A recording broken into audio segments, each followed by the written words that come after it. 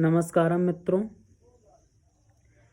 जैसे हर छींक कोरोना नहीं होती, वैसे हर कथा सुनाने वाला, चौपाई सुनाने वाला, कपड़े रंगने वाला साधु कैसे हो सकता है? कन्फ्यूज्ड क्यों हूँ, समझ में नहीं आ रहा। कल हमारे बिच्छू चेतन जी ने एक चौपाई सुनाई थी, उसका सही अर्थ हम बताना चाह रहे हैं। बिनु सत्संग विवेक न होई, राम कृपा बिनु सुलभ न सोई। तो वो उन्होंने अपना अर्थ अपने अपने इनके अर्थ हैं, करने के तरीके हैं जिससे तुम भ्रमित रहो। तो मैं उसका सही अर्थ आपको बताना चाह रहा हूँ कि कौन सी सत्संग की बात हो रही है। तो इसमें जिस सत्संग की बात हुई है, जिसके बिना विवेक असंभव है, विवेक नहीं होता, वो है भीतरी सत्य। जब भीतर सत्य प्रकट होता है और उसकी संगति में हम आते हैं, तब हमारे भीतर, तब हमें विवेक होता है। और भीतरी सत्य प्रकट होने के बाद विवेक होता है। और ये दोनों होते कैसे हैं? राम कृपा बिना राम की कृपा के यह होता नहीं। तो राम की कृपा क्या है, इसको समझेंगे। अब तुम समझते हो कपड़े रख लिए और राम नाम नाम नाम यहाँ लिख लिया, यहाँ तुलसी पत्र से यहाँ लिख लिया राम राम राम, और चुनरिया उड़ ली राम राम राम राम नाम सीताराम लिखी हुई, और कोई आसमान में कोई राम घूम रहा होगा और वो देखेगा ऊपर से कि अरे सबसे बड़ा भक्त तो मेरा यही है। ऊपर से टेलीस्कोप से देखेगा एकदम, अरे राम राम राम राम राम राम, ये किसके कपड़ों पे लिखी? बोले इसके कपड़ों पे। तो सबसे बड़ा भक्त कौन हुआ? राम का। बोले ये। और वो वहाँ से कृपा बरसा देगा।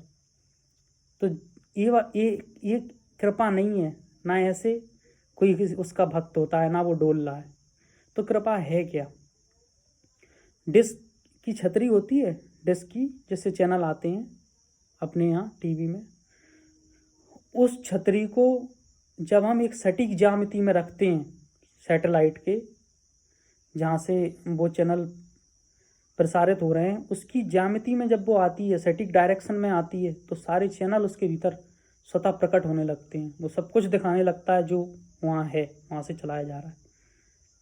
वैसे ही हम अपनी ऊर्जाओं को नियंत्रित करके एक सटीक डायरेक्शन में ब्रह्मांड के लाते हैं। एक सटीक ज्यामिति में जब अपनी ऊर्जाओं को मोड़ करके लाते हैं, नियंत्रित करके, तो यूनिवर्स में भरा हुआ ज्ञान, भक्ति, वैराग सब कुछ हमारे भीतर प्रकट होने लगता है। इसे परमात्मा की कृपा कहते हैं। और इसके आने पर ही हमारे भीतर सत्य प्रकट होता है और विवेक आता है। अब अगर तुलसीदास जी ने ये जो बाहर हो रहे हैं भजन संकीर्तन और कथाएं और साधुओं की संगति, अगर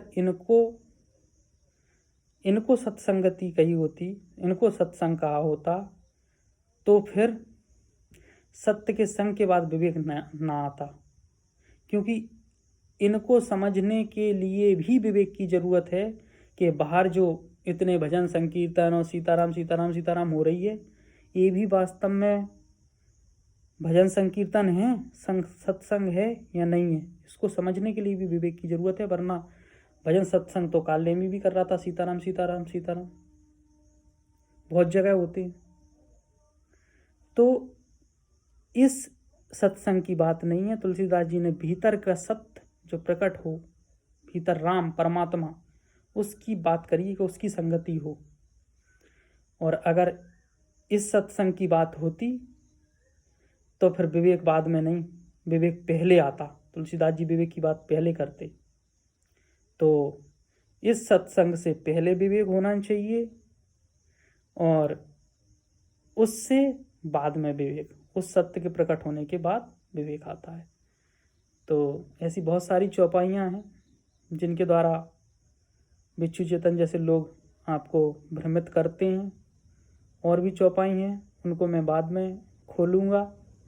आप मुझे देखते रहिए और सुनते रहिए, क्योंकि बिच्छू चेतन को वीडियो खेलने का बहुत शौक़ है।